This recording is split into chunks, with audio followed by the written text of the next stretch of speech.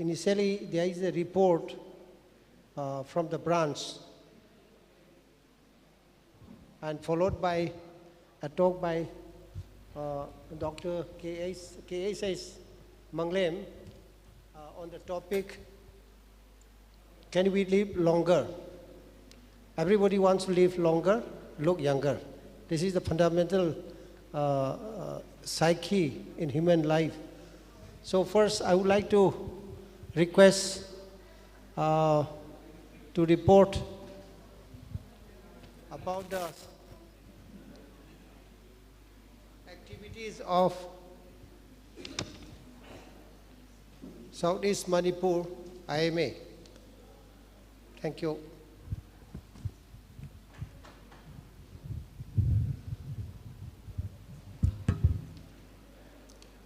Thank you, respected Chairperson Sir Dr. K.H. Palin and Sir Dr. S. Nongton Singh, respected teachers, seniors, colleagues, and ladies and gentlemen. A very good afternoon to you all. It is a great pleasure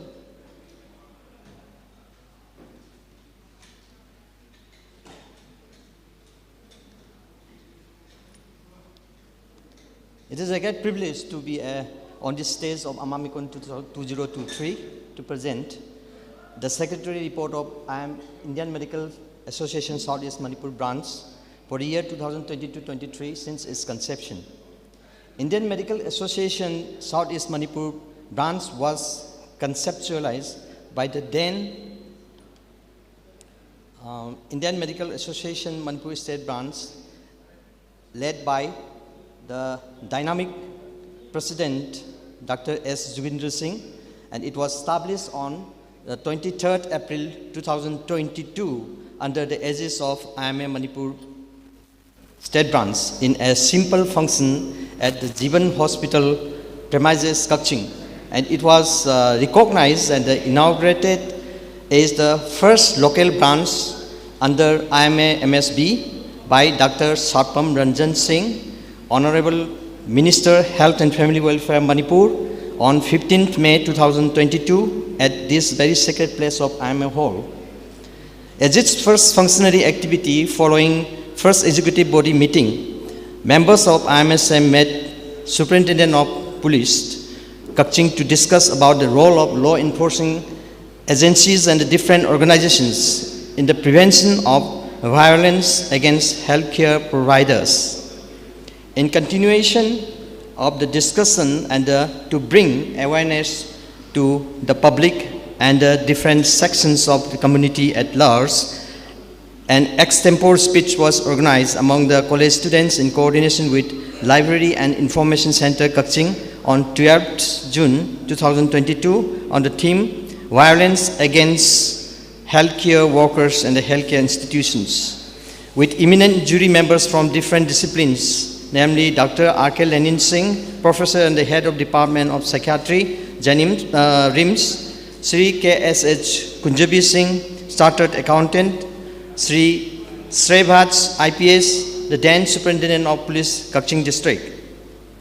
On the 19th June 2022, IMSM members attended IMA extempore speech competition on the theme Prevention of Violence in Healthcare, organized by IMA Manipur State Branch at IMA Hall, Lamphelpat.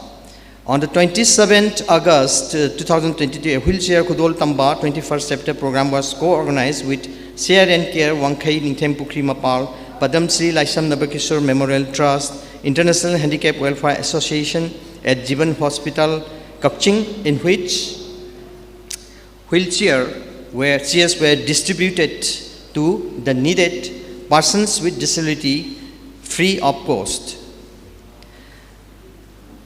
Indian Medical Association Southeast Manipur Branch, along with Jivan Hospital Xxxix, observed the Alzheimer's Day on 20th September 2022 as part of World Alzheimer's Awareness Month. On the 1st October 2022, IMSA members observed the International Elderly People's Day by visiting the old age home at Wangban, Thobal District. President IMSM and members interacted and presented gifts to the inmates. Members of IMSM actively participated in the 38th Amamecon held on 10th and 11th December 2022 by presenting scientific papers related to the theme of the conference, Aging Gracefully. Members participated in the annual spring get-together IMA Manipur State Branch 19th March 2023, and the president of IMSM along with the Jivan Hostal Xxxix and the Xxxix runners celebrated the World Health Day 2023 on the 75th anniversary of World Health Organization by organizing a cyclothon in and around Xxxix and Palel to bring awareness on health for all.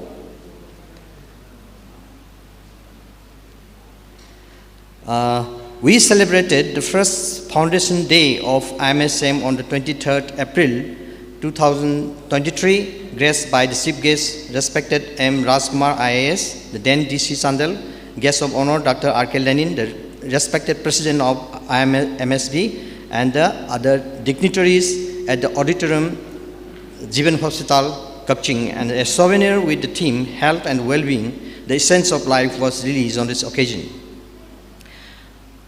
And a website of the association was also launched along with an email address on this first Foundation Day.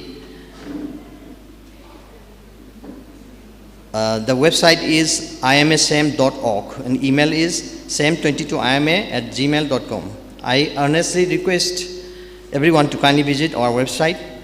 Members visited the different relief camps at Xxxix and the Thoubal district where many displaced persons, because of the prevailing situation in Manipur, are taking shelter and the donated relief materials and the monetary assistance.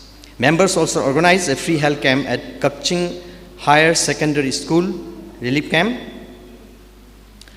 and provided free medicine and also psychological support to the inmates in these relief camps. IMSM branch with Jivan Hospital Xxxix co-organized a CME on stroke with resource persons Dr. N. Hemanta Kumar, neurophysician MHS, and Dr. T.S. Gojendra Singh, neurosurgeon RIMS, on 11th November 2023 at Jivan Hospital Auditorium. We have regular sittings on the last Sunday of every month. We regret our inability to observe some of the events which are in our yearly calendar, like observance of Alzheimer's Day this year, and we could not take up more activities this time because of the prevailing situation in Manipur. Regularly, we are continuing membership drive. At present, we have enrolled 34 active members under this local branch. Now, we are on the pipeline to become our association a registered body under the Manipur Societies Registration Act 1989 for liability protection and the security in performing organizational functions. Long live IMA. I thank you once again, Amamecon 23, for giving this chance, and thank you all for your patience hearing. Thank you.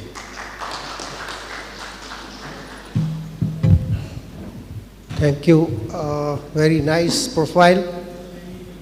Though it is recently established. Thank you once again. Our next program is a presentation on Can We Live Longer, which is the fundamental interest of the human being. The research on it is of paramount interest for all of us. The speaker is Dr. Xxxix Amamecon, born in Angtha. Briefly about his biodata. Graduated from TD Medical College, LFP, Kerala University in the year 1975. Postgraduated in Forensic and State Medicine in 1985 from Calcutta University.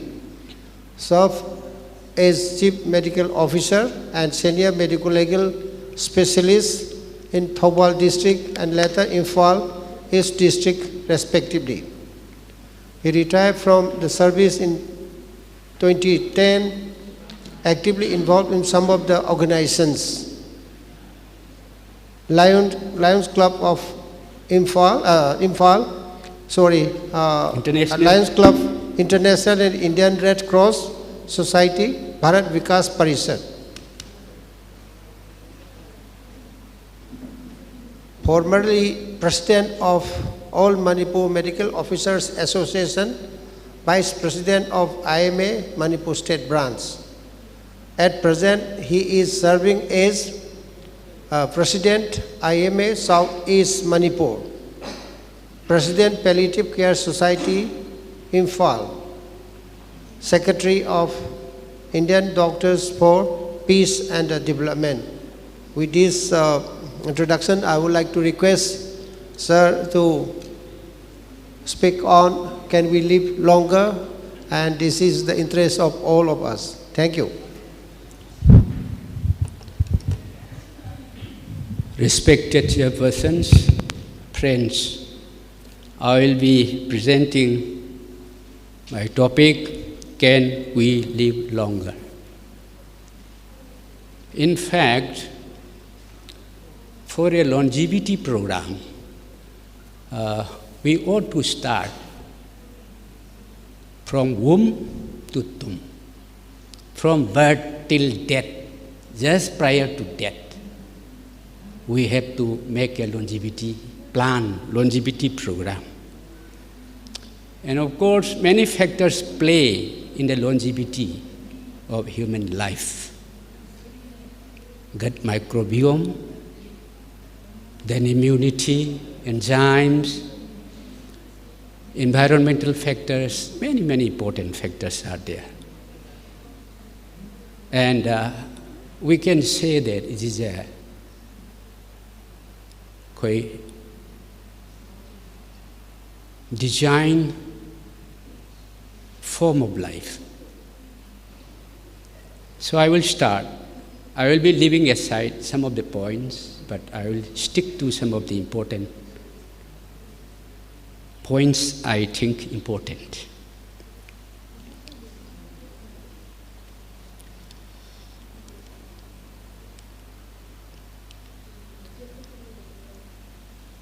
Aging refers to the changes that occur over time in both organisms and objects. Although humans and most organisms become dysfunctional, in old age, growing older can actually bring improvement as well. There can be overall positive changes in human body associated with aging. So why we age? Clearly, every object around us gets old and deteriorates. So perhaps a better question is this: why would not humans and all other organisms also age and die? To optimize disease prevention and treatment, we need to know what causes disease at the molecular, cellular level, and to understand how we can return those molecules and cells to their youthful, fully functional status. Theories of aging, as put forward, pre-radical theory. So oxygen and other reactive molecules that function as oxidants can cause damage to virtually all components of a cell and organism, similar to rusting of metals when exposed to oxygen and water. Another theory is disposable soma theory. Organisms invest in reproduction, in offspring and in themselves, but only to the level necessary to generate healthy offspring. The soma, our body, which is a carrier of the genetic material contained in our sperm cells and oocytes, is therefore disposable once it has generated a sufficient number of offspring. Under this theory, we are merely disposable carriers of DNA. So, these are the hallmarks of aging.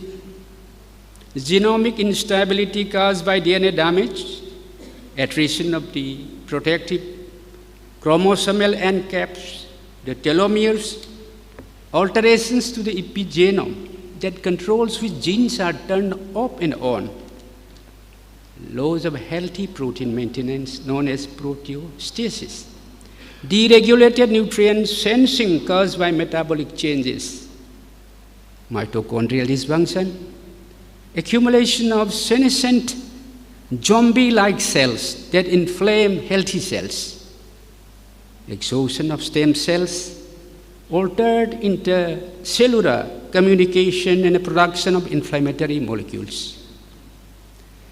Researchers began to cautiously agree, address these hallmarks, and you can slow down aging. Slow down aging, you can forestall disease, and you can push back death. Prevention of aging, how to prevent? A greater investment of self-protection against aging could have important implications for human life and the prevention of diseases, since by altering the longevity program, we could postpone the age at which we begin to become frail and sick. Eliminating cardiovascular disease would be a very effective first step to extend our collective lifespans. Heart disease kills more of us than any other condition, and narrowed, poorly functioning blood vessels cause even more of us to show signs of aging and limit our ability to enjoy our lives. Every organ, every part of our body, from our brain to the bottoms of our feet, ages when it no longer gets a good blood supply. Ways to defy aging, how to prolong life. Most of the information we are fed by the powers that be in the medical establishment is horribly misleading. It is so misleading as to be responsible for most of the avoidable physical and mental decline that we interpret as aging. In other words, the 20th century's impact on health can be defined as a conflict between scientists who make discoveries, scientists who make policy. So lesson number 1 will be, to defy aging, we must first learn to defy what the authorities are trying to teach us. We are seeing now also in the medical colleges, in our preventive and social medicine, the proportion of diet is still given as usual. Not much change, nothing is changed. Monitoring the age at which people are diagnosed with different diseases, we know that aging itself is the main risk factor for cancer, CVDs, Alzheimer's, many other diseases. If aging is a central risk factor for all major diseases, it is much smarter to intervene on aging itself than try to prevent and treat diseases one by one. Role of diet. Specific dietary changes have protective, regenerating, and rejuvenating effects. It is discovered in the laboratory that there is a clear connection between nutrients and longevity genes, which can be activated to promote cellular reprogramming and as regeneration, so that an organism can stay healthy longer, and as a consequence maximize what we call health span or a healthy lifespan. 2 important discoveries were made in the laboratory. Number 1, if yeast is starved by removing all nutrients available in them and giving only water, they live twice long. Sugar is one of the nutrients responsible for yeast aging fast and dying early. It activates 2 genes, RAS and pKa, that are known to accelerate aging. And it inactivates factors, enzymes that protect against oxidation and other types of damage. Likewise, the pro-aging genes, growth hormone, insulin-like growth factor 1, TORS6K, activated by amino acids and proteins, were discovered. TOR, they say it is target of rapamycin. Carbohydrate is the villain of diet drama. Carbohydrates had a problem, not fat. And if we eat less of them, we will wait less, live longer. However, all have been summarily dismissed by the American Heart Association, American Medical Association, American Diabetic Association, and all nutritional authorities part of misguided fad. White flour and sugar were singled out as particularly noxious, coincident with the reported increase in cancer mortality in Western diets, also implicated in the growing incidence of diabetes and appendicitis. During a century of debate, no one seems to have considered whether the properties of these refined foods, flour, sugar, and white rice could have an impact on human health then through the protein, fiber, vitamins, minerals removed. British Royal Naval Surgeon Peter Cleaves argued that all common chronic diseases of the Western societies, including heart disease, obesity, diabetes, peptic ulcers, appendicitis, constitutes manifestations of a single primary disorder that could be called refined carbohydrate disease, because sugar was the primary carbohydrate involved, and starch in white flour and rice is converted into blood sugar in the body. They opted for the name saccharine disease. John Yudkin, influential nutritionist of UK, believes starches and sugars brought nothing of nutritional importance to the diet except calories. Sugar was the worst offender, so they were the obvious nutrient to remove from a weight loss diet. Dennis Burkitt, formerly a missionary surgeon in Uganda of Burkitt's lymphoma fame, believed he could draw a direct line of causation from the absence of fiber in refined carbohydrates to constipation, hemorrhoids, appendicitis, diverticulitis, polyps, finally malignant colon and rectal cancer. Diseases of civilization through metabolic syndrome. Syndrome X is coined by Gerald Reaven, marked by glucose intolerance, hyperinsulinemia, insulin resistance, high triglycerides, low HDL and small dense LDL, the best way for diabetics to approach their disease, Reaven insisted, was to restrict all carbohydrates. Fructose is the villain in disguise. Diabetologists and public health authorities effectively misdiagnosed the impact of fructose on human health. The key is the influence of glucose or fructose not on blood sugar but on the liver. Glucose goes directly into the bloodstream and is taken by tissues and organs to use as energy. Only 30 to 40% passes to the liver. Fructose passes directly to the liver where it is metabolized almost exclusively. Insulin does not work on fructose. Fructose constitutes a metabolic load targeted on the liver. Liver responds by converting it into triglyceride to fat and shipping out on lipoproteins for storage. The more in the diet as in sugary drinks, which invariably contains high fructose corn syrup, the higher the triglyceride levels in the blood. For this reason, fructose is referred to as the most lipogenic carbohydrate. Because sucrose and HFCs are both effectively half glucose and half fructose, they offer the worst of both sugars. The fructose will stimulate the liver to produce triglycerides, while the glucose will stimulate insulin secretion. Glucose-induced insulin response in turn will prompt the liver to secrete even more triglycerides than it would from the fructose alone. While insulin will also elevate blood pressure, apart from the effect of fructose. This is a harmful effect of sucrose over and above fructose alone. The effect of fructose on the formation of advanced glycation end products, the haphazard glomming together of protein in cells and tissues, is worrisome. Glucose is the least reactive of all sugars.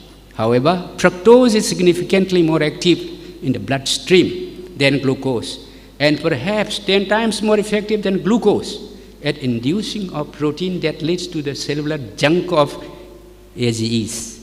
It also increases markedly the oxidation of LDL particles, which appears to be a necessary step in atherosclerosis. So regarding fat, Ambras good fats, avoid bad fats. MUFA, monounsaturated fatty acid, fish and fish oil are rich in omega-3. Fish is also rich source of EPH and DHA, a precursor of DNA, and helpful in maintaining happy and healthy mitochondria. Antioxidants that olive oil is renowned for can actually migrate to the food during the cooking process. Recommended to take 30 ml per day. Some researchers even suggested to ingest even 1 liter of olive oil per week. It's so good. Avocado is also a rich source of MUFA, antioxidants and vitamins. Polyunsaturated fatty acids are not the worst fats, but they are not the best either. Eating too much PUFA increases inflammation, which is associated with heart disease, arthritis, cancer of the breast, colon, Alzheimer's disease. Heating by way of deep fry is another way to produce trans fat. Deep fry using refined vegetable oils is another way to produce trans fats. Ratio of intake of olive oil, fish oil to vegetable oils of sorts should be 1:2. Rebalancing our intake of these essential fatty acids is crucial to the age-defying diet. Both are essential fats, but when the ratio starts to blow up in favor of omega-6, health issues will ensue. Altering balance of omega-3 and omega-6 fatty acids means we can alter our production of eicosanoids and prostaglandins. Trans fats are responsible for raising LDL, cholesterol, triglycerides, lipoprotein A levels, and lower HDL cholesterol, the worst possible combination. Lipid changes and the surest markers we have of almost certain cardiovascular disease sooner rather than later in life. Instead of blaming saturated fat from animal foods for atherosclerosis, the finger should be pointed straight at trans fats. Trans fats are another reason for causing people fatter than sugar and flour. Trans fat aggravate the problem is the major life shortener. They make us put out more insulin than normal in response to blood glucose, while making red blood cells less responsible to insulin. The key is to limit the amount of inflammatory fats, oils, the one present in highly processed oils and trans fats. A low-fat diet has no place in the treatment of myocardial infarction, Lancet 1965. Cholesterol, much ado about nothing. Cholesterol controversy. Autopsy examinations failed to demonstrate people with high cholesterol had arteries that were any more clogged than those with low cholesterol. The unambiguous conclusion was the incidence and severity of atherosclerosis are not directly affected by the level of cholesterol in the blood serum per se. In 1937, two Columbia University biochemists David Rittenberg and Rudolf Schonheimer demonstrated that cholesterol we eat has very little effect on the amount of cholesterol in our blood. Half of the fat in beef is unsaturated. And most of that fat is the same MUFA as in olive oil. Most of the fat in chicken fat is unsaturated as well. Cholesterol has no predictive value, the Birmingham investigators noted in 1971. Regarding protein, handle with care. Eating too much or too little protein will have health implications. Also, through the process of gluconeogenesis, our body can convert protein into glucose. When protein intake is in excess of physiological requirements, gluconeogenesis can actually stall or prevent from going into ketosis. High protein intake causes the activation of the growth hormone receptor, which in turn increases the levels of insulin and IGF-1, which altered concentrations associated with diabetes and cancer respectively. Proteins and certain amino acids derived from them, including leucine and arginine, can activate TORS6K, a set of genes that accelerate aging. If you are in the age group 18 to 65, keep the intake of protein low, 0.8 gram per kg body weight. Those beyond 65 years should slightly increase their protein intake. 1.2 to 1.5 gram per kg body weight to preserve muscle mass. To develop muscle mass, physical exercise is mandatory. Overconsumption of protein has been linked to breast, liver, bladder cancer, to an increased incidence of leukemia. Protein poisoning causes hyperacidity in the body. More protein one eats, the less energy will be available for necessary functions such as elimination of toxic waste. They can also be converted to glucose, but very slowly and efficiently. Protein and carbohydrate are two dietary sources of blood sugar. Protein will become the most important part of our diet if we are going to control blood sugars. The basic gerontology research supports the pro-aging roles of proteins and sugars. Unlike carbs and fats, protein does not have reserve. 30 grams of protein in each meal can be consumed during the daytime meals. Characteristics of macronutrients: fat is not evil. Fat is absolutely necessary for survival. Much of the brain is constructed from fatty acids. Without essential fatty acids, which, like essential amino acids, cannot be manufactured by the body, must be taken, otherwise you would die. There is no such thing as an essential carbohydrate. The high lipid profiles in many diabetics with uncontrolled blood sugar have nothing to do with fat they consume. Unstable blood sugar is strictly a diet-related disorder. To control it, never lose sight of these facts. Blood sugar is destabilized by carbohydrates, basically unaffected by protein, stabilized by dietary fats and oils. Whereas the correct levels of proteins, unsaturated fats and carbohydrates are beneficial, excess levels of proteins, saturated fats, sugars can accelerate aging and damage the human body. Fat consumption with coincident decreases in heart disease have occurred recently in Spain and Italy, which prompted the observation that the French paradox, a nation that eats a high-fat diet and has little heart disease, has evolved into the French, Italian, Spanish paradox.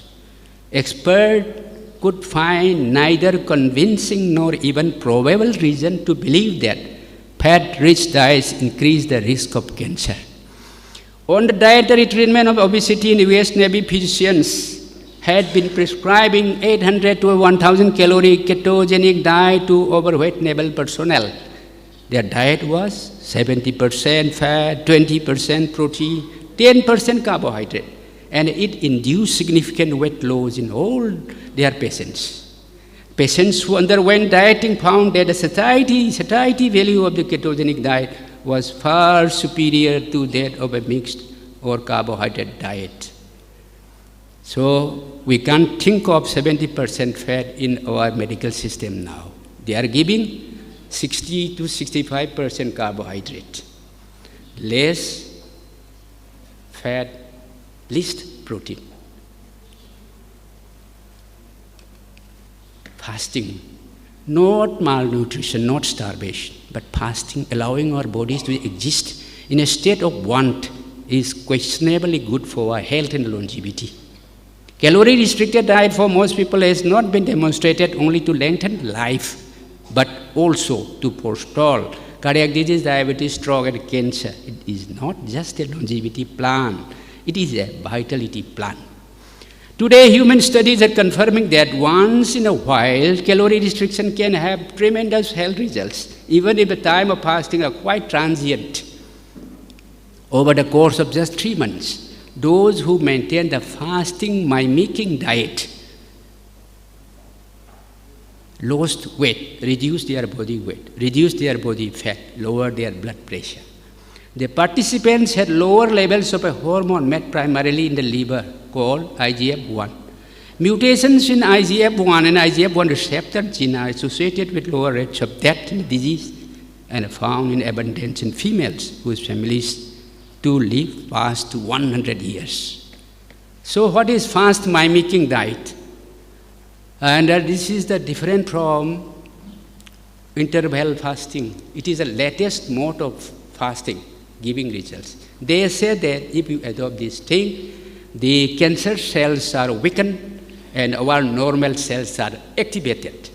But it has to be performed, will be practiced by persons ranging from 17 years to 65 years. And there are some contraindications also for diabetes patients, hypertension, and some other cases, pregnant ladies like that. To be practiced for 5 days a month, for 3 to 6 months in a year. We can adopt once in 3 months, once in 4 months, once in 5 months, depending on the health status of the person. Day 1, so for 5 days, given 1,100 calories on day 1.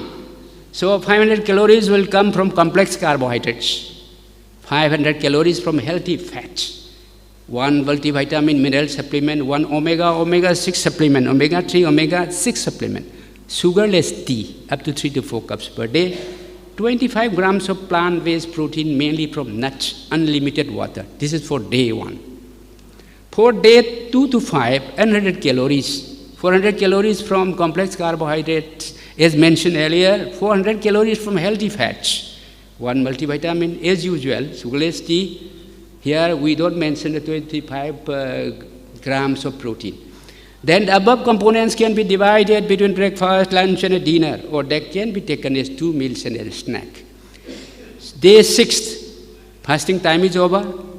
On the 5th day, transition diet will be for 24 hours following the end of the 5-day FMD. Patients should follow a diet based on complex carbohydrates and minimize the consumption of fish, meat, saturated fats, pastries, cheeses, milk, etc. Eat less, eat good. A little red meat will not kill us. The diet of hunter-gatherers is a mix of plants packed with fiber and nutrients mixed with some red meat and fish in moderation. But if we are interested in a long and healthy, our diet probably needs to look a lot more like a rabbit's lunch than a lion's dinner. When we substitute animal protein with more plant protein, studies have shown all-cause mortality falls significantly. The bad news is that, unlike most meats, weight by weight, any given plant usually delivers limited amounts of amino acids. When the enzymes mammalian TOR, T-O-R, is inhibited, it forces cells to spend less energy, dividing in more energy in the process of autophagy, which recycles damaged and misfolded proteins. AMTOR is not impacted only by caloric restriction, it is also limiting our intake of amino acids, inhibits activation of this longevity gene. Sir, we have another 5 minutes. Exercise.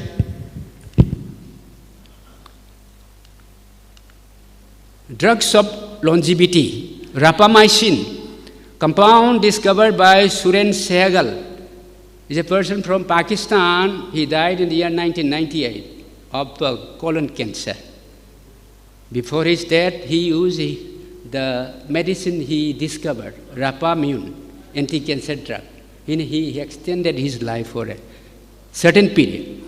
So, compound discovered by Suren Sehgal, a pharmaceutical researcher from Streptomyces hygroscopicus, isolated from the island called Rapa Nui, eastern island. Rapamycin is not just an antifungal compound, it's not just an immune suppressor, it's also one of the most consistently successful compounds for extending life.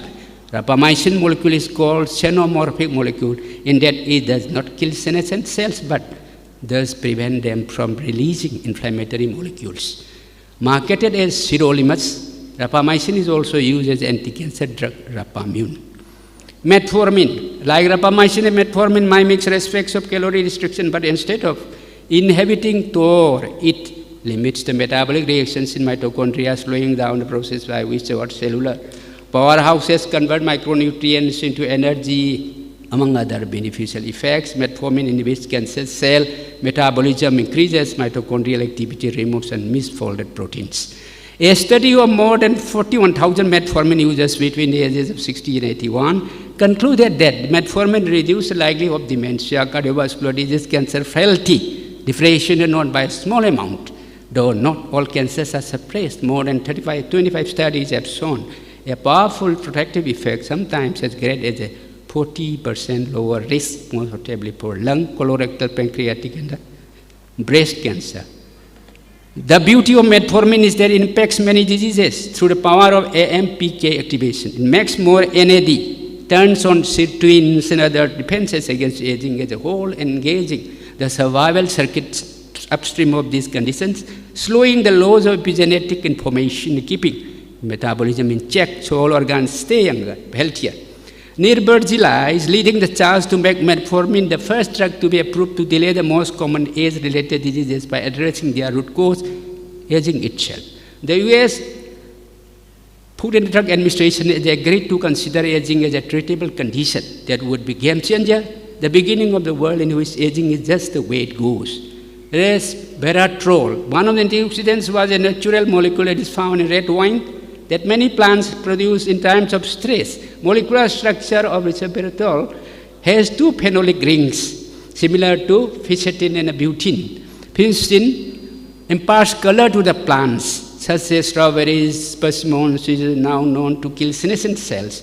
Butene can be found in numerous flowering plants as well as a toxic plant known as Chinese lacquer tree. Both had a significant effect on activating compounds or STSC. Many other health-promoting molecules, chemical derivatives of them, are produced in abundance by stress plants. Resveratrol we get from grapes, aspirin from willow tree, metformin from lilacs, from green tree, EGCG, quercetin from fruits, allicin from garlic. Stress plants produce chemicals for themselves that tell their cells to hunker down and survive. Raphael DeCabo and colleagues discovered that when resveratrol is combined with intermittent fasting, it greatly extends both average and maximum lifespan even beyond what fasting alone accomplishes. NAD and MNN. NAD is a product of vitamin niacin, severe lack of which causes 3 Ds, ultimately death. And because NAD is used by over 500 enzymes, without any NAD, we would be dead in 30 seconds. Without sufficient NAD, sirtuins don't work efficiently. They can't remove the acetyl groups from histones, they can't silence genes, they can't extend lifespan. NMN, a compound made by our cells and found in foods such as avocado, broccoli, and cabbage. In the body, NR is converted to NMN, which is then converted to NAD. NMN and other vitality molecules, including metformin and rapamycin, reduce the buildup of information noise that causes aging. Thus, restoring the program, researchers will continue to identify molecules that are better at promoting both a reduction of genetic noise, rejuvenation of cellular tissue. Immune oncological approaches, making even greater strides. Therapies such as PD-1, PD-L1 inhibitors, which expose cancer cells so they can be killed. Chimeric antigen receptor T cell therapies, which modify the patient's own immune T cells, re-inject them to go kill cancer cells, are saving lives of people who just a few years before have been told to go home and make funeral arrangements. Now, some of these patients have been given new lease of life. Another immuno-oncology approach, checkpoint blockade therapy, causes the ability of cancer cells to evade detection by our immune system. This treatment was given to Jimmy Carter, previous president of the United States of America, along with radiotherapy. In this approach, drugs are used to block the ability of cancer cells to present themselves as regular cells, essentially confiscating their PEC passports and thus making it easier for T cells to discriminate between friend and foe. Conclusion: each new discovery creates new potential. Each minute saved in the quest for faster, more accurate gene sequencing can help save lives. This age of innovation will ensure that we stay much healthier much longer. Not many of us much of the time, but all of us. Thanks to the technology, the prolonged healthier human lifespan is inevitable. Evidence of effectiveness of AMPhic activator, TOR inhibitors, sirtuin activators is deep and wide. On top of what we already know about metformin, NAD boosters, rapalogs, and ELITETVs, every day the odds increase that even more effective molecule or gene therapy will be discovered. As brilliant researchers around the world join the global fight to treat aging, the mother of all diseases. As yet, aging is not recognized as a disease, not in any nation. The first nations to define aging as a disease, both in custom and on paper, will change the course of future. Australia is leading the charge to define aging as a treatable disease. Singapore, United States are among the nations. They are also seriously considering the regulatory shift. Indeed, our medical system is built on ageism. When we are young, we don't get treatment that could keep us healthy as we grow old. When we are old, we don't get the treatments that are routinely used on the young. So my references are there. Some books are there. I studied some of it. So With this, I conclude my speech. Thank you. Thank you all. Thank you, sir, for your beautiful, elaborate and useful topic. Now, the topic is open for discussion.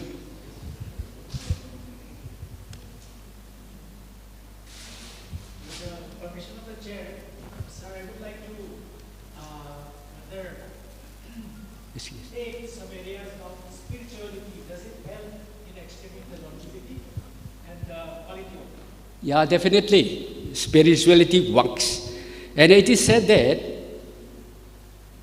the will to live, it includes under spirituality. They analyze not the spirituality itself, but along with that, the willingness to live longer of the person is very important. So spirituality comes there. It is very useful. It is mandatory in some instances.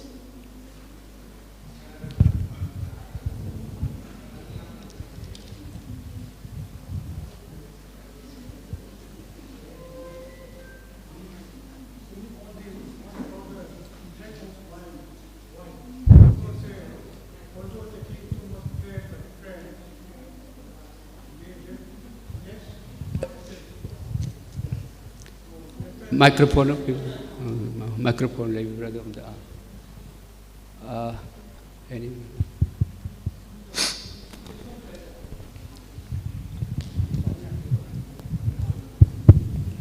Although the French people are taking too much fat, very less incidence of heart attack.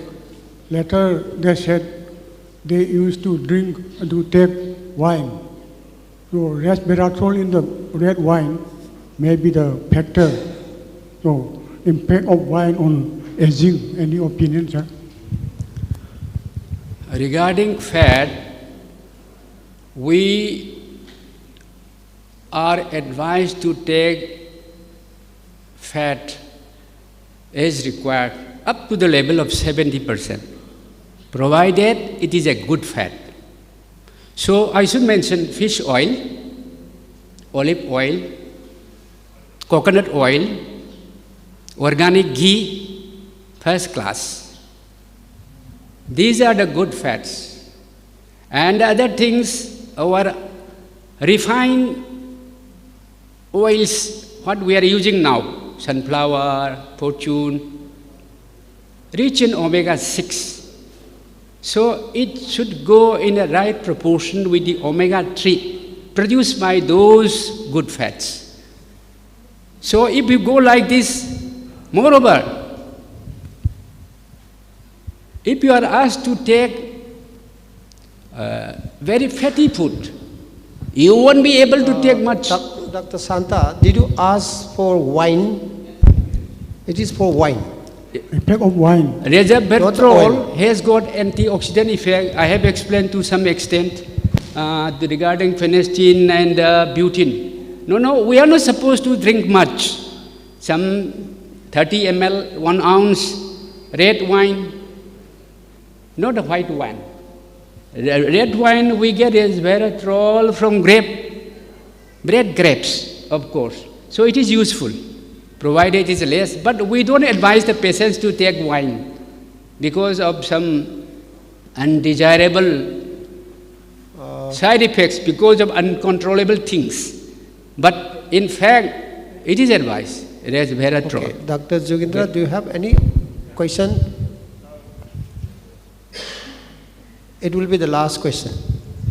Thank you so much for this very interesting talk, actually. I just wanted to point out to the audience that there is something called the blue zones. I don't know if how many of you must have heard about this. The blue zones of the earth. There are 5 places in the world which is declared as blue zones of the earth. I'll just read them. This is Okinawa in Japan. Correct. Sardinia, Italy. Costa Rica, and then Icaria in Greece, and Loma Linda in California, that is United States. These 5 places in the world are declared as blue zones of the earth. Why they are called blue zones is because of this researcher who has found out that the people here are, most of them are living more than 100 years. And the factor about these things is that most of them are healthy and most of them are happy. These are the added factors. Not only the life that is they are living long, but they are healthy and they are happy. So what are the factors which keep them like that? That was his research, and that has been pointed out in this, the blue zones of the earth. So I just wanted to share this, and there are the common points that which he has mentioned. There are about 10 common points which these places which are far away from each other. But what he found out that all these people are practicing almost the same thing in these places without knowing that the other is existing. So that was the way he has researched, and it has come as a paper. It's very interesting to read that. This is called the blue zones of the earth. So just a pointer that all of them have got majorly plant-based diet. One is plant-based diet, not that they are vegetarians, but plant-based diet majorly. And they do not do any heavy physical exercise, but they keep on walking along. In all these 5 places, people walk a lot, and then they drink at least two per day, red wine, nothing else, no other this thing, and no milk, none of these things.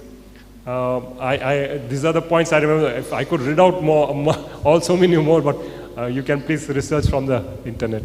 This is very interesting. That's why, because this came with this topic, I just thought I'd point it out. Thank you. Thank you. Regarding the spirituality, Massachusetts Hospital has already proved that meditation and yoga alone can reduce the healthcare expenditure by 43%. It has been already proved. And it has got food. And regarding this, like there are a lot of research going on in metformin, as such as Monson, and it is going to be a magic drug for the longevity. Lastly, I would like to mention a little bit about hyperbaric oxygen therapy. It is used for diabetic ulcer, stroke, and septicemia, but for the wellness, it is used. It increases the collagen and lengthen this telomere. That is how it is being used for the wellness and longevity. And meditation for 15 days also proved to be lengthening the telomere also. Thank you from my side. There are two things we have to remember. One is the reversion of the aging. Another is to stop the process of aging. Now, the research is going on how to reverse aging, number one. That is where the David Sinclair is doing his research. Now, another thing is how to stop the process of aging, that is increase the longevity. Now, these two things, if we want to know in depth, so I think it will be useful if you read the lifespan written by David Sinclair, who is the director of the Harvard Medical College. Then if you want to know about the blue zones, the longevity, you can read Ikigai, Japanese edition. It is written by, what is the, I forgot his name. That Ikigai, that will be very useful for increasing the longevity, the Ikigai. So if you want, I thank you very much, sir, for your beautiful and elaborate and useful topic. Thank you, sir.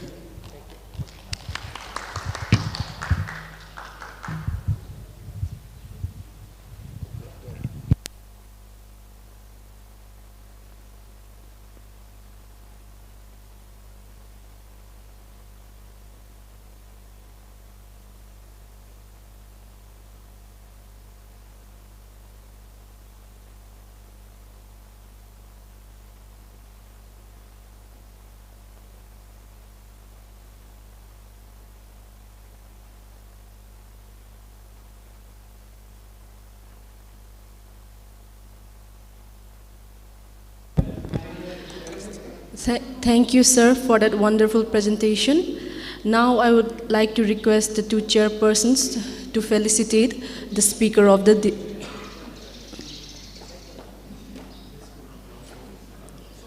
okay.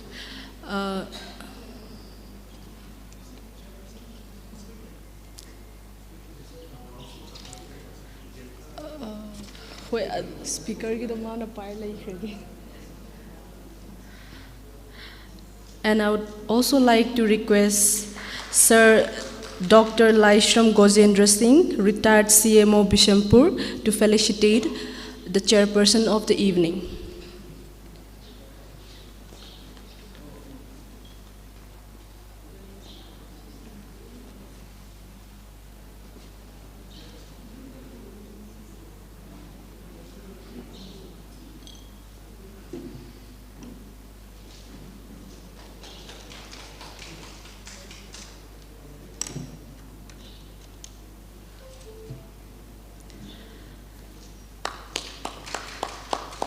For the second evening session of the day, CME 1, I would like to request Dr. Santa Naurem Sir and Dr. L. Anin Singh Sir to chair this session.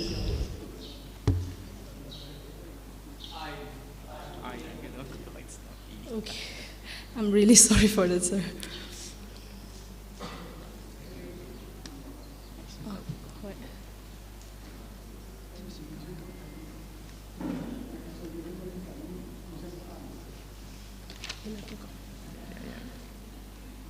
Now over to you, sirs.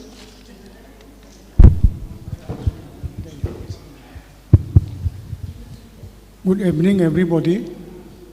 So, this is the last session of the day, but not the least.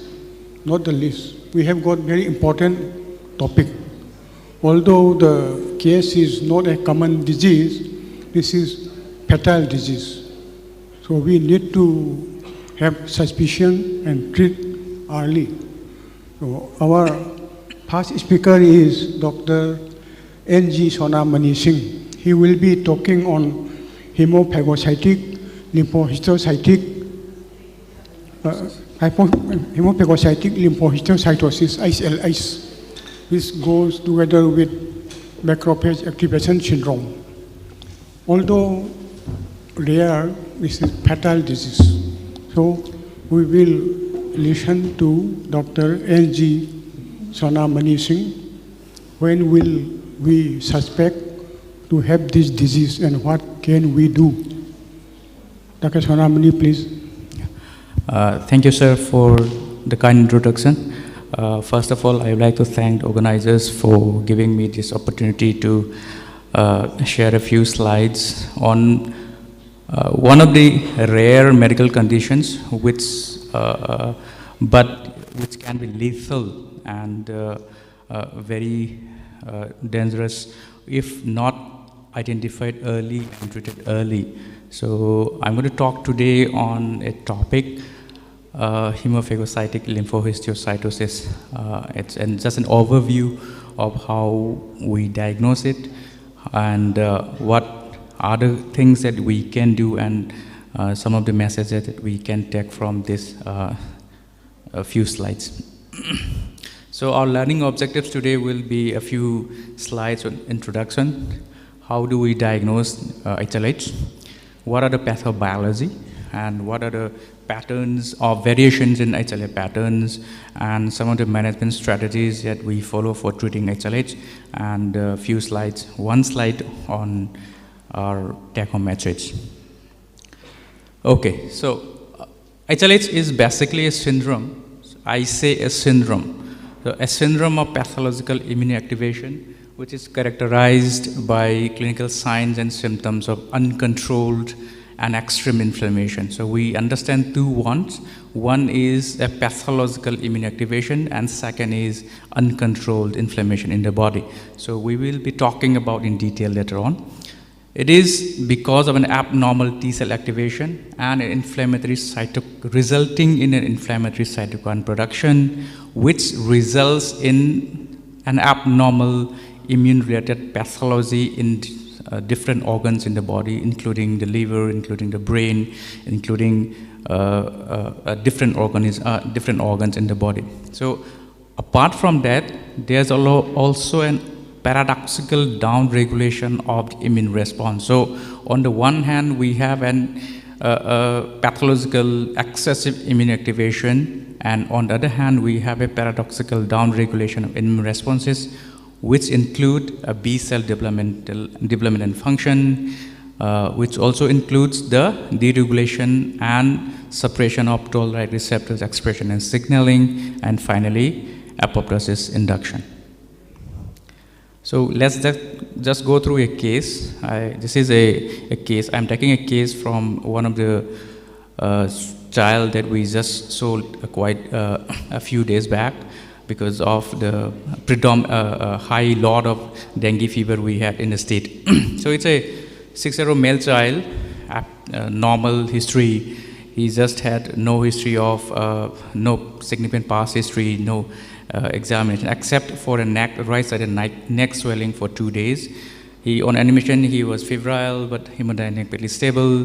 The systemic examination were normal limits, and on local examination, he had around 3 × 2 centimeter of firm mass on the right side of neck. So, in the course, what we did in the hospital, he was in a ward. Initial investigation showed the CVCs, routine CVCs was within normal limits, apart from the CRP, which was slightly elevated, 21.84. And he was started on a symptomatic and antipyretics with IV fluids. So we did a urine investigation. Routine investigations were all normal, except for the dengue serology, where the IgM was positive. So he had spiking fevers. Now, because of the right cervical lymphadenopathy, we did a FNAC and lymph node biopsy, which showed reactive lymphadenitis and negative for AFB.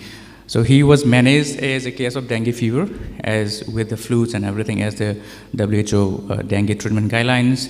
The fever was still persisting. There was still a bit increase in the CRP levels.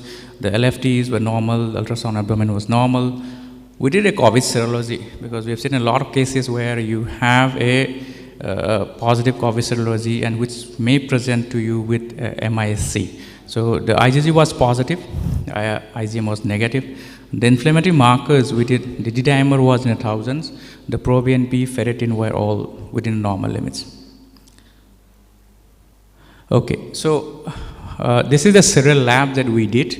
Initially, as we progressed, the patient developed anemia of hemoglobin of 8.9 and leukopenia along with neutropenia. So he had a neutropenia at TLC of 2,600 with a polymorph count of 28%, so it comes down less than 1,000. So what we could see from these serial labs is that he developed, as the child progressed with persisting fever spikes, he progressed by cytopenia with decreasing hemoglobin train and a neutropenia. Okay, so he remained febrile for 2 days on day 28, otherwise he was all spiking fevers. The rapid pulses was negative, the increasing CRP was nevel, and we did a repeated inflammatory markers. So the ferritin level, so if we can see in the, I think in the blue, the ferritin level initially we did was approximately in the 200-300 range, and we did again after 8-9 days of admission, it was spiking to 3,000, more than 3,000, exactly around 3,800 something. So the D-dimers were also spiking. We did a repeated ultrasound. We showed that it was, he was having a splenomegaly. And finally, because of all those things, we did a bone marrow aspirate and biopsy. The bone marrow showed a florid hemophagocytosis with a hypocellular bone marrow. So armed with this, so he had some of these clinical conditions, bicytopenia, persistent fever, splenomegaly, hyperferritinemia, and hemophagocytosis of bone marrow. So as we'll be talking later on, so so one of the criteria, there were some criteria, I'll be talking about it. So he fulfilled the criteria of hemophagocytic lymphocytosis secondary to infection, because let's remember he had a dengue fever. So it's a secondary HLH. He was started on dexamethasone, but he did still didn't respond on 72 hours. We repeated the ferritin again. The ferritin was in fact increasing. It went up to around 6,000 on day 3 of steroid. So we decided that yes, he was not responding to steroid, so we added etoposide and oral cyclosporin, and after that he became passive, and we monitor level of cyclosporin. Finally the cell improved, and then we send him home. So how do we diagnose HLH? So it's a syndromic disorder defined and diagnosed by a unique pattern of clinical findings. So these individual signs and symptoms or clinical findings may occur in a clinical setting. But what differentiates HLH from other patients is that the combination of these features, along with in the background or in the settings of a pathological inflammation, this is what differentiates HLH from other clinical conditions. So this is the diagnostic criteria we use for diagnosing HLH. It was used in 2004, HLH criteria. Now it has been updated in 2009. So there's almost the same. The first is that if a child or a patient has a molecular diagnosis consistent with HLH, so it can be pathological mutations in PRF1 or all these listed genetic genes, then we can diagnose the patient as a HLH. So this is the updated 2009 HLH diagnosis. The only thing that we can see is that there was no, 2004 there was nothing mentioned about hepatitis or any liver inflammation. But in 2009 we can see that hepatitis is one of the more important criteria for developing, for diagnosing HLH. So on the left side is the a beautiful hemophagocytis that is stacking in the bone marrow. So you can see the RBCs also. This is a macrophage which is hemophagocytizing the bone marrow. On the right is the left is the Zimsa stain, and on the right is the hematoxylin stain. Okay, so we're going to talk about pathobiology. So HLH has got 3 patterns. One is, the first thing is there has to be something which relates to a predisposing immunodeficiency. So this is what a category 1. So it can be lower absent NK cell function, it can be a genetic defect of cytotoxicity, it can be family history of HLH, or it can be any prior episodes of HLH, or it can have markers of impaired cytotoxicity, which can reflect in decreased expression of perforin, SAP or XIAP. The second category is regarding, as we have discussed, HLH has to have a significant and uncontrolled immune activation. So with that uncontrolled significant immune activation, the patient is going to have fever, splenomegaly, elevated ferritin, elevated soluble CD25, elevated soluble CD163.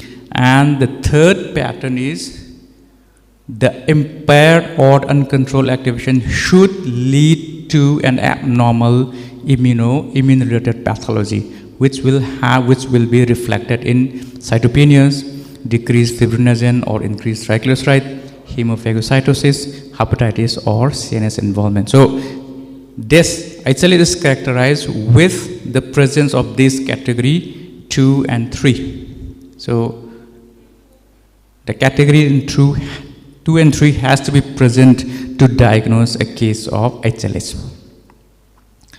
Okay, so these are the variations in pattern, HLH patterns. It can be either primary or secondary. The primary has got a clear familial or genetic cause. They usually occur in infants and young children. They have fixed defects in cytopathologic functions. The secondary is because of no known history or no family history, and you should have a concurrent or a medical condition such as infection or malignancy or any rheumatological conditions. Okay, so MAS is basically, macrophage activation syndrome is basically a lethal combination which is usually associated with a rheumatic condition called as the systemic onset juvenile GIA. So where you can have fevers, the organomegaly, hepatitis, lymphadenopathy, and DIC. So MAS can be considered an equivalence of HLH in rheumatological conditions. So HLH and malignancies are also related. The lymphomas, leukemias, especially of the T cell and NK cell lineage, that are usually associated with HLH. Number 2, infection. A lot of infection can be associated with HLH, but of all infections, EV, the Epstein-Barr virus infection, is most commonly associated with the development of HLH. Other infections, especially your dengue virus, dengue infection, can also be associated with HLH. Now, the different primary generative defect can have different targets in this, they can different targets, but at the end of the day, they will have only one phenotype. So if you can see here, I think I'm going to skip this slide, but let us remember that the docking, priming, fusion of all the granules, that is the cytotoxic granules, and the defect in the perforin, they are going to lead to the final final destination that's going to affect your cytotoxic function, which will lead to the development of these cell, development of HLH in the setting of an immunodeficiency.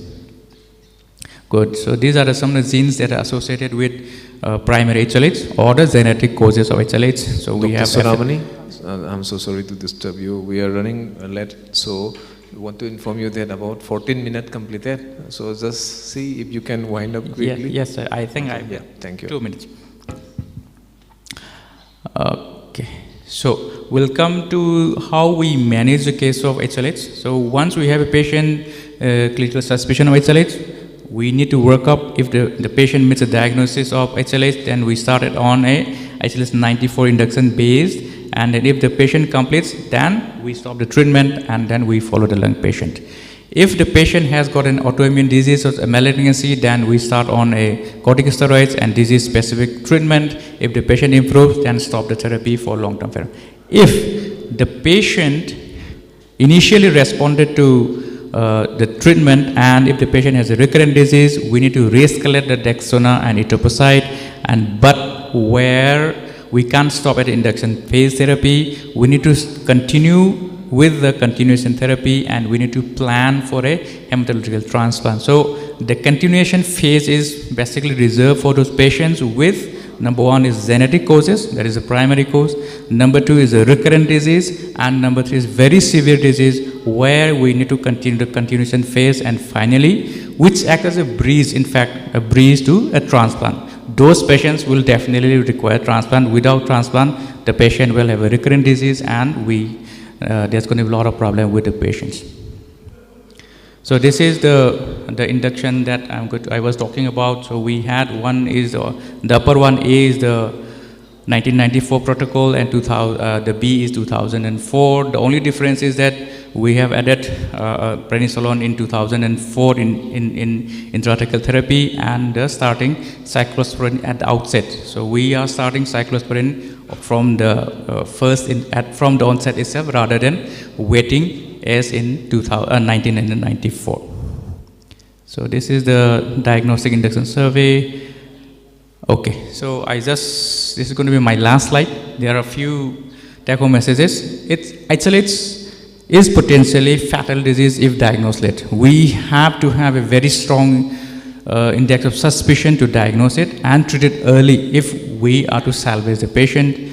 A very high index of suspicion is required for timely diagnosis. And the second point is where I want to emphasize with all our medical fraternities.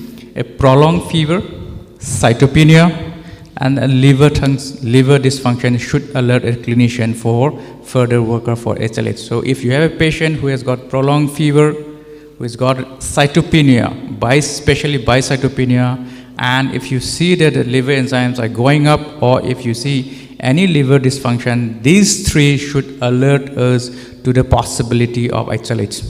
And finally, those genetic or the primary XLH cases, they will require stem cell transplant for definitive cure.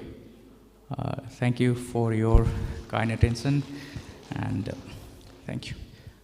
That was very nice.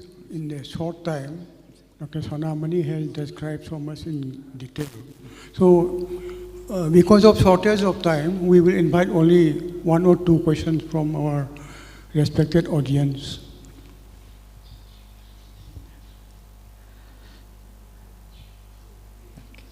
If not to say, in adults also, like in case of adult onset Still's disease, we find this. But here, we give importance to ESR. Yes, sir. ESR, although the patient is having fever, ESR will not raise. Yes, Rather, it may fall because of hypoparathyroidism. No? Yes, sir. So ESR also one of the important parameter. So adult onset HLS basically, yes, although we have the same backbone of treatment, but the outcomes, usually the mortality and morbidity is usually more in case of adult because of the high dose steroid that we are going to use in cases of pediatric. So the pediatric patient, they usually tend to tolerate more of the steroids rather than the adults. And the second thing is the use of inflammatory markers, especially the ferritin and the soluble CD25. So we need to continually monitor those 2 markers. If your patient is going up on those markers, the ferritin and soluble CD25, definitely there's something wrong, because ideally either your diagnosis was wrong at the outset, or your treatment, whatever we're giving, is the patient is not responsive. If the patient is not responsive to your induction therapy, then we need to think of a salvage therapy.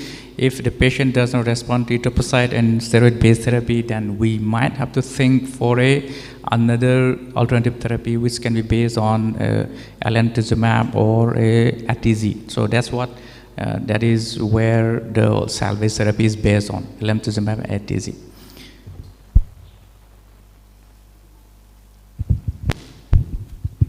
Very nice. So, if there is no more question, I thank Dr. Sonamani for the nice deliberation. Thank you, Dr. N.G. Sonamani. Thank you. I Thank give, you. I Thank give you, the sir. mic to my co-chairperson, Dr. I. Anil. That was a wonderful presentation, Dr. Sonamani. Just one last comment.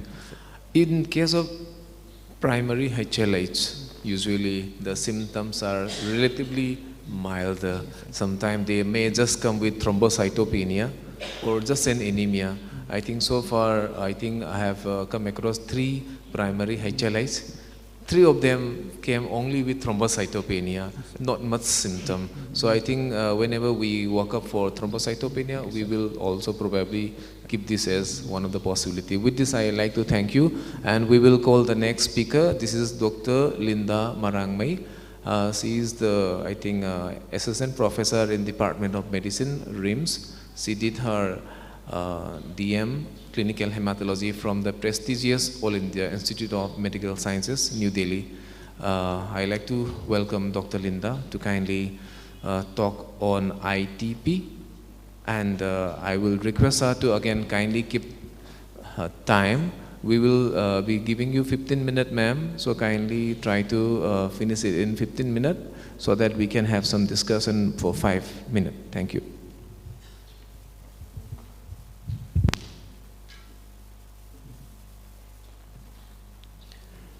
Respected chairpersons, esteemed and learned dignitaries in the House, a very good afternoon to all. And I would like to thank the organizing committee of IMA for giving me this opportunity. I'll be talking on ITP.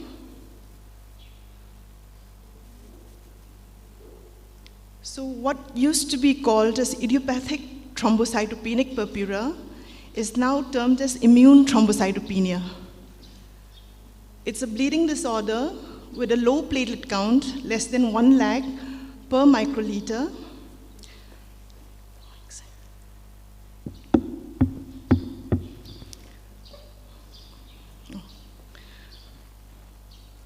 caused by peripheral destruction of the platelets in the presence of adequate megakaryocyte in the marrow. This is what we came learning back from our UG days. However, with better understanding in the pathophysiology, there seemed to be some impairment in the production of the platelet as well. This is a graphical representation of what is happening, showing the pathophysiology in ITP. So we have the liver, the spleen, and the bone marrow. The B cells are producing the autoantibodies, and then the antibodies are binding to the platelets, and these in turn are binding with the FC receptor of the macrophages. They're getting opsonized and are being phagocytosed. And the autoantibodies, they go to the marrow and bind to the megakaryocyte as well. Out there, they inhibit the maturation of the megakaryocyte and hence have an effect on the platelet production. And side by side, we have the Treg cells, which are having an effect on both the platelets and the megakaryocyte. And through the cytotoxic T cells, they're causing destruction of both platelets as well as the megakaryocytes. This is what I just described. And to maintain uniformity, this is what the ASH describes in ITP, some terms and definition. In a newly diagnosed ITP, depending on the duration, if it's less than 3 months, it's called acute. 3 to 12 months, it's called persistent. And chronic if it's more than 12 months. And a steroid dependent is when there's an ongoing need for a continuous steroid of more than 5 milligram or equivalent, and when there's a frequent need for steroids to maintain the platelet count above 30,000 per microliter. And early response is when a count of more than 30,000 per microliter, or there's doubling of the baseline at 1 week. Remission is when we see a platelet count of more than 1 lakh at 12 months, and refractory is when the platelet counts remain low even after a splenectomy. And ITP can be divided into primary and secondary. Primary occurs in isolation, comprises about 80% of the cases. Secondary, it will be associated with some other disorders. It could be infection in the form of hepatitis C, HIV, or H. pylori, or in association with other autoimmune disorders like SLE or ALPS. And we can also see them post-vaccination and associated with drugs. So what is the usual presentation in an ITP? What we encounter is an acute onset of bleeding or bruising, and they often come with a history of a preceding infection. It could be in the form of a URI, upper respiratory tract infection, or a gastroenteritis. On examination, in the general physical examination, the patient is quite well, except for the bleeding manifestations, and we usually do not find accompanying lymphadenopathy or hepatosplenomegaly. What are some of the questions we need to ask? The constitutional symptoms, any family history of low platelets or easy bruising, any risk factor for an HIV infection, history of eczema, prior vaccines, or history of infections, and especially in children, the history of skeletal and soft tissue anomalies will be important. As we know that ITP is a platelet disorder, so the bleeding manifestations will be in the form of mucocutaneous bleeds. Cutaneous bleeds, as per the size, it could be petechiae, purpura, or ecchymosis. They'll be non-palpable and they'll be non-itchy, unlike the rashes we find in vasculitis, which will be palpable. Again, in the mucosal bleeding, they can come to us with gum or nose bleeds, hematuria, PV bleeding, or a wet purpura. In severe cases, though rare, we can have intracranial bleeds as well. And we don't see deep-seated bleeding like a muscle hematoma or a joint bleed, the pattern that we see in coagulation disorders. These are some of the pictures showing wet purpura. How do we come to the diagnosis? It's a diagnosis of exclusion, and there's no reliable test to confirm the diagnosis of ITP. But with the understanding that it's caused by platelet destruction through autoantibodies, it's logical to think that detecting the autoantibody will help us to diagnose ITP. However, if we look into the tests, if we do a direct autoantibody testing on the platelets, it has a sensitivity of about 53%. That doesn't seem so bad, but the only problem is that this testing is not available in all labs, and the testing that we would send for an autoantibody is the indirect autoantibody testing in the serum, which has a sensitivity of only about 18%. And guidelines do not recommend the testing for the diagnosis. In investigations, when we do a complete blood count, what we find is an isolated low platelets and without the other cell lines being affected. PS, the platelets can be normal in size, or we can see a few large forms. And the PS can also help us to rule out a pseudo-thrombocytopenia if we do a fresh finger prick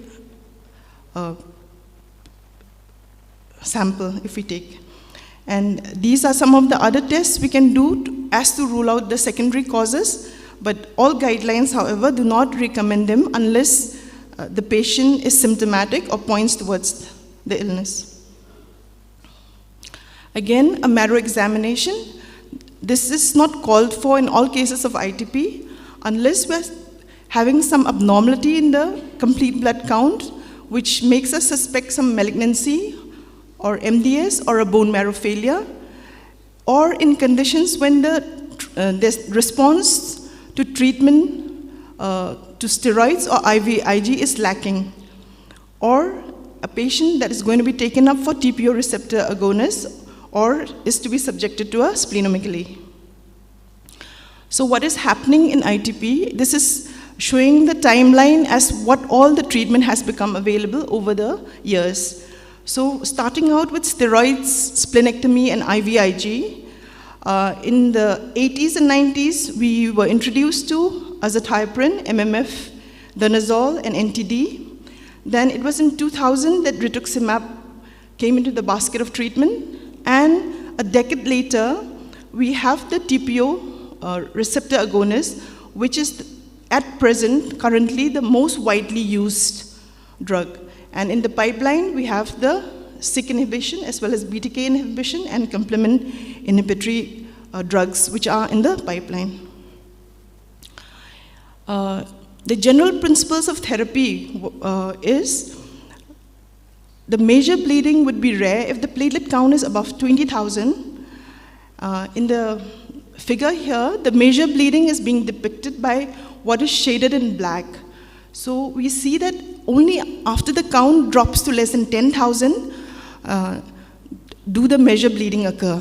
And the goal of treatment is to get the platelet count to a level that is safe as to prevent bleeding, but it's not about getting a level of 1 lakh. We're not targeting to get the platelet of 1 lakh, and we're not targeting to cure the ITP.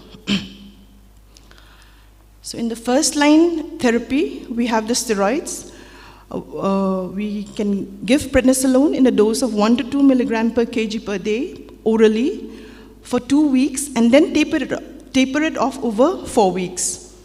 Unlike the treatment in in autoimmune hemolytic anemia, where the taper of steroids is done more gradually and slowly. And the DEXA high-dose pulse therapy is given at 40 milligram per day, either orally or IV, into 4 days, without a taper, and 2 to 4 cycles. The pulse therapy tends to have faster and a higher initial response. They have fewer bleeding episodes, and because of the shorter duration of treatment, they have fewer steroid toxicity. However, there's no difference in the two formulations in the long term of sustained response, which is about 20% in each. IVIG, again given at 1 gram per kg per day into 2 days. This gives rapid response in 1 to 2 days. However, the effect lasts only about 2 to 4 weeks. However, they will be useful in conditions where a quick rise is needed, say prior to a surgery, an invasive procedure or a pregnancy going towards term before childbirth. They act by binding to the Fc receptor on the macrophages in the spleen and liver, and they spare the antibody-coated platelets from destruction by the macrophages. Though it's expensive, it is not without side effects. We still do have the infusion reactions like fever, chills, headache, fluid overload.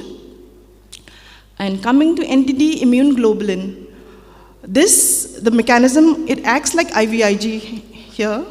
However, to use this treatment modality, the patient needs to be Rh positive, and the patient needs to have an intact spleen.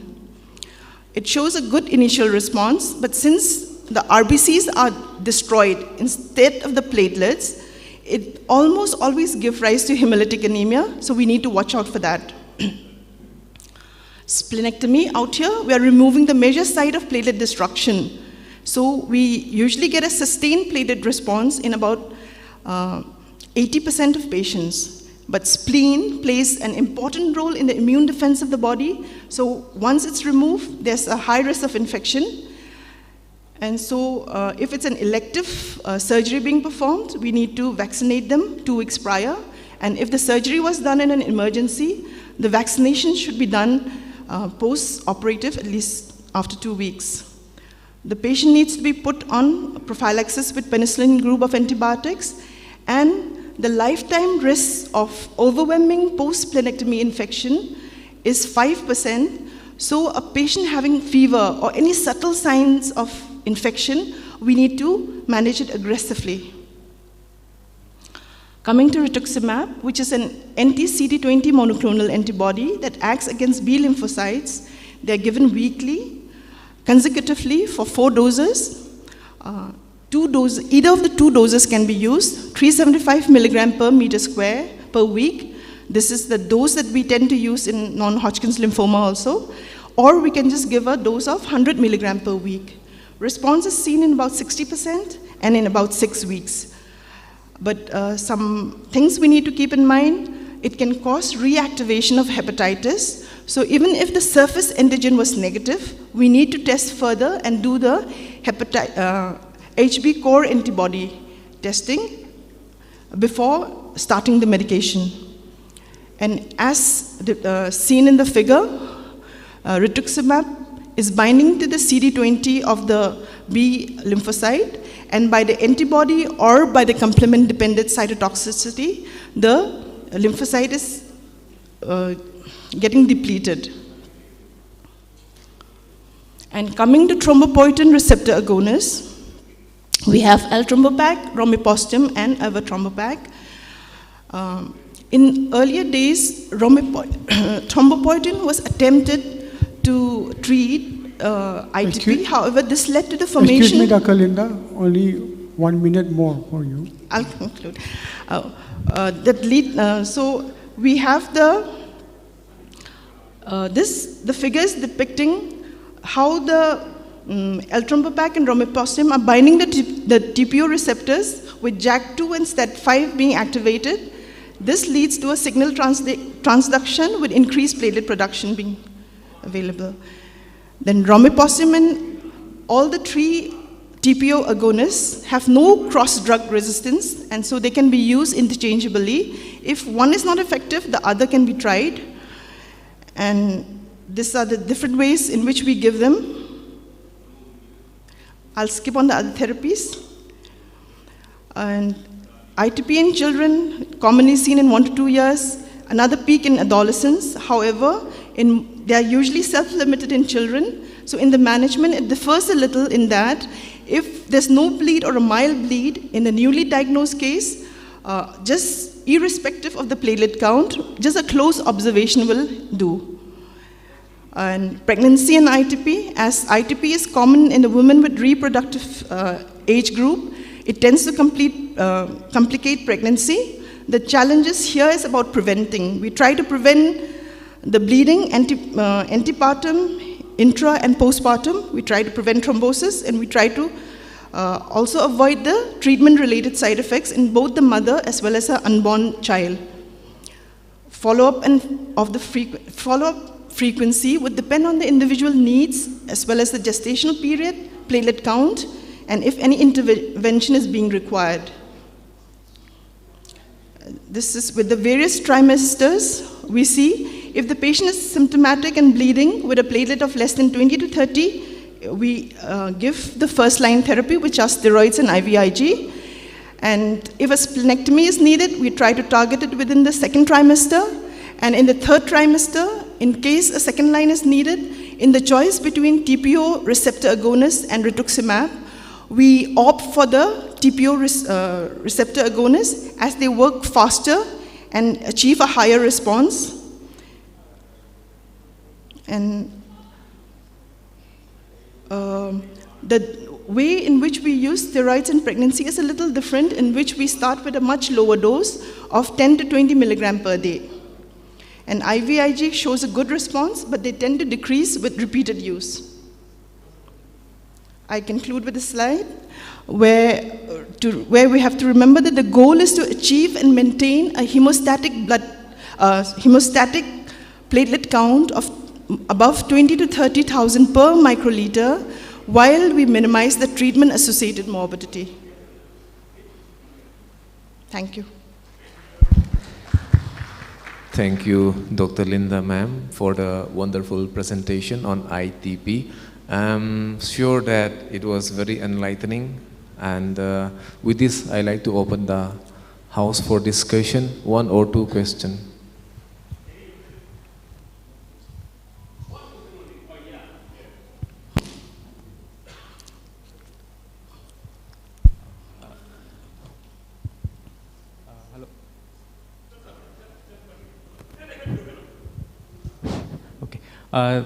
Thank you for the wonderful presentation.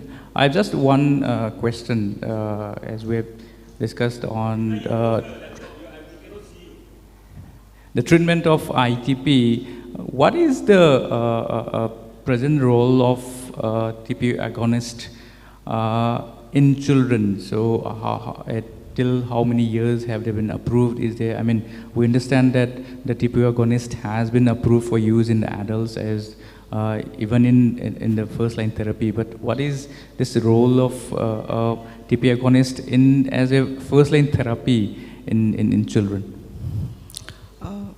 Though TPO receptor agonists are approved, and though there are studies saying that in adults, even as first-line, I think many of the clinicians don't use it upfront.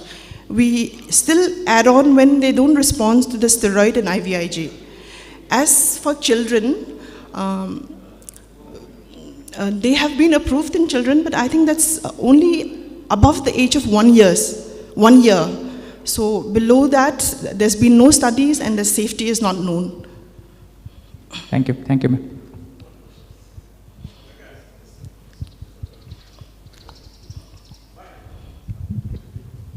Excellent presentation, Dr. Linda. It was, I could learn a lot. My question was, as a surgeon who is referred cases for splenectomy, you have also mentioned that giving platelets, the target is not to reach 1 lakh and then or treat ITP. So for a surgeon, we are concerned as to what is the adequate level of platelet where the surgery can be done. So how do we decide that? What will be the adequate platelet level? Because that would govern whether we take up the case or give more platelet and then go for surgery. Sir, there's no one answer to that because it depends on the surgery, the intervention that is being planned. A surgery like... I'm talking about splenectomy. When we have to do splenectomy. The patient has been referred for splenectomy. ITP okay, patient, okay. Yeah. I got the question. In a condition when a patient is being referred for splenectomy, the platelets are going to be very low. That's because the treatment with steroids, the treatment, whatever medicines we could have tried, we tried and we could not bring it up. So the platelet, as per with the treatment of medication, has failed. So we are opting for that, such is the scenario in most cases.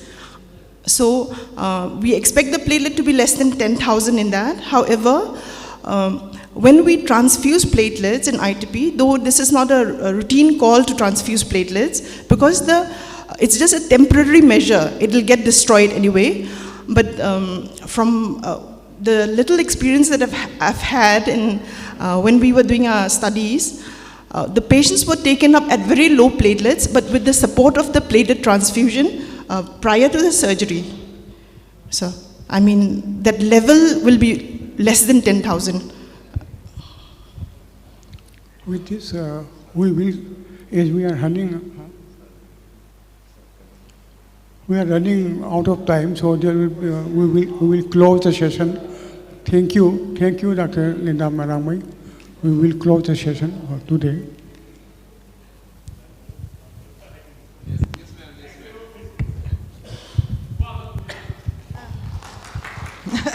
Actually, as Dr. Linda has pointed out many a times, when we put up a patient for splenectomy in a patient with ITP.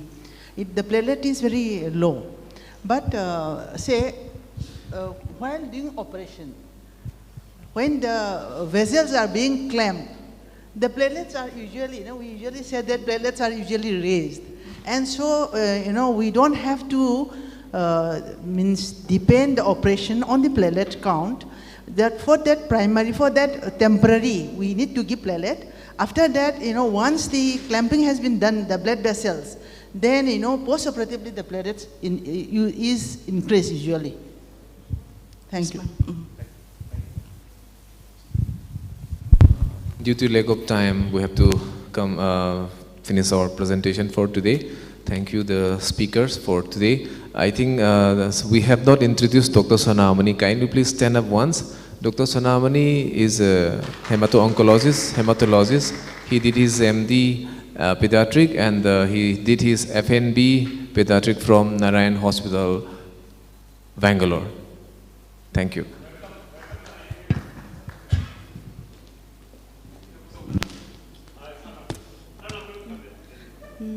Thank you, Dr. Xxxix Sonamani Singh and Dr. Linda Morangmei for your wonderful presentation.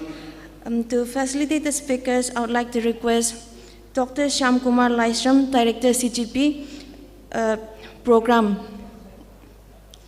Dr. Shyam Kumar Laishram, Director CGP Program, to kindly facilitate our speakers. I would also like to request Professor Taruni, former Head of Department, Medicine Dreams, to honor Sir Sanda Naurem.